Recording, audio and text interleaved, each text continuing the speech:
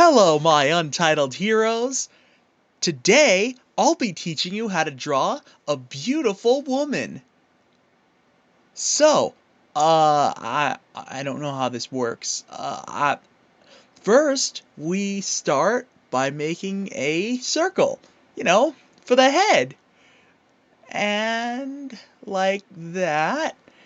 And now we draw a cross. And I'll explain to you why in a moment.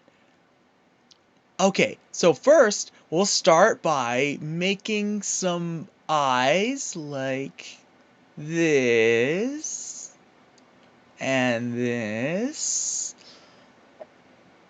and then a mouth, the beautiful big smile like this, and now the nose, and oh, no, no, I've ruined it! No! God! Oh, I hate you! I hate all of you! We still recording?